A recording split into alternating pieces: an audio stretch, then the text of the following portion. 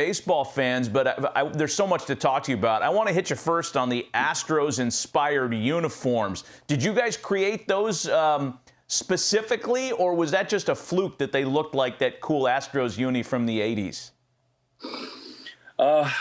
Well, we got the chance to design a baseball uniform. So I think I based it on one of the cooler retro designs, I thought, and then we just kind of improved on it a little bit. Or how I kind of, if I was on a team, maybe what I wish it would look like or something. I was hoping the Astros would maybe like use it or something. But yeah, I don't know. I think because I'm a Mets fan, and I was talking to Nikolai, who was in the band, and the first game we ever went to was the Mets were playing the Astros. So I wonder if that seeped in maybe. That's very cool. When I saw you in that video, until I saw you batting right-handed, you look a little bit like Colby Rasmus, who batted left, of course, in that uniform. But, I want to ask you about the whole thing with playing against the robots because, boy, that's right on point. Very contemporary stuff with the discussion out there for robo-umpires, and we're so techie now in baseball. Did you guys theme out the video yourselves, or was that a producer who had that suggestion? Tell us about the creation of the video. Well, no, actually, yeah, I had been thinking, I had this idea for a while. Well, okay, so early on, we had an idea of doing a baseball video. We always wanted to do like a kind of, just like where we're a baseball themed video. And I think lately I had the robot idea, and I actually wanted to do all kinds of sports. I mean, we did boxing, but I wanted to have like, a robot winning like best actor and like, basically every human. The point of the video was that robots eventually, are going to be better at everything, but that it didn't matter in the end because they're, calculators essentially. And, but yeah, no. So I think, I don't know. It was a pretty simple idea, I guess. Hey, Julian, Harold here. First of all, the video was phenomenal, so thank you for doing that. I want to ask you about the Met fan and kind of growing up, the little boy in you. Did you play some baseball growing up, some Little League or whatnot?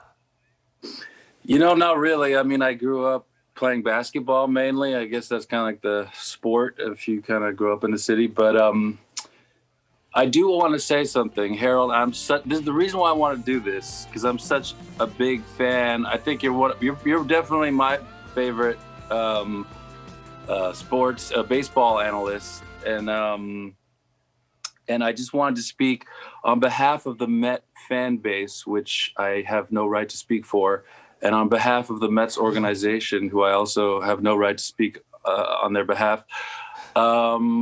Would you be interested in perhaps working with the Mets in some? I know we're looking for a GM. I feel like you'd look really good in a Mets uniform, if like coaching staff.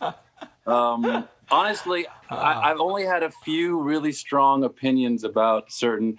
I really wanted the Jets to draft Josh Allen. And when they didn't draft him, I stopped being a Jets fan because I just had enough after years. And I feel like another thing I've been thinking, I mean, Mark Jackson, we're talking about Black History Month. Why isn't he the Knicks head coach maybe? But I just feel like, I don't know. The Mets need you. I know you worked with the Mets before. I know maybe network jobs are network television's probably, less scrutiny, less intense, less stress. So maybe a happier life. I don't know. But are you interested? Can I get any like the Mets front office, like I'm people flattered, at the Mets man. organization watching this show? Can I help lobby? I bring people together. That's what I do well. And yes, I just wanted to know your thoughts on the air, on the spot. Well, first of all, I'm flattered. Thank you, and I appreciate you watching, and that's quite an honor to be even considered for something like that. But I think I'll stay where I'm at for now. I kind of like being here where I'm at, hanging out with Matt and getting a chance to interview people like you. So you can thank still do I this. appreciate that. You can still do this too. Well, Well, the An Mets are gonna advisory be role, okay. perhaps? Yeah, maybe I'll do that. Hey, so you're such a Met fan. Who was your favorite player growing up? Oh, I got Darryl Strawberry. I don't know if you can see. Oh yeah. Anyway, yeah. whatever. Got 80s Strawberry you're wearing jersey. a jersey. Yeah, Darryl Strawberry was my favorite growing up. And I think in hindsight, when I look back, I realized Doc Gooden was probably the greatest, Met. So Yeah, that's pretty cool. Hey, so what's the next song? What's coming your way? You got another baseball song coming or no? I mean, honestly, I kind of quit sports because I'm a Mets and Jets fan, and it's been rough, and I feel like it's such a strange, sports itself is such a kind of strange, symbolic tribal war thing.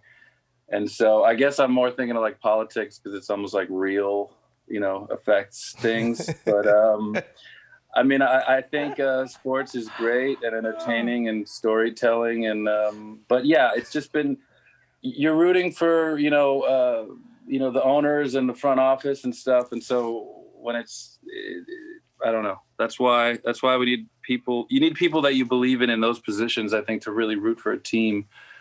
And I mean, got Steve Cohen now, I guess. We'll see what happens. The album is The New Abnormal. Julian Casablancas of The Strokes, kind enough to take a little time with us on the Monday program. You guys don't want to talk fun baseball having you on the with me, show, I can man. tell. we don't really want to talk baseball with anybody. Look, if I had my way, I'd be hitting you up with all music questions here, but I think Harold would push back a little on that. So maybe we do that on another occasion. I'm good with that. I mean, here's the one thing I want to ask you then, Julian. What do you guys think about music-wise? Yeah. Yeah, go ahead. Go ahead, Matt.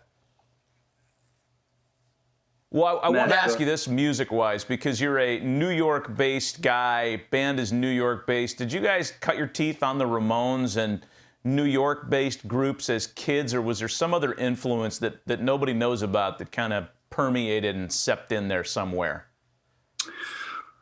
Well, I think the band that influenced the Ramones, probably like Velvet Underground, also a New York band. Well, he's from Long Island, but same thing. I think Lou Reed.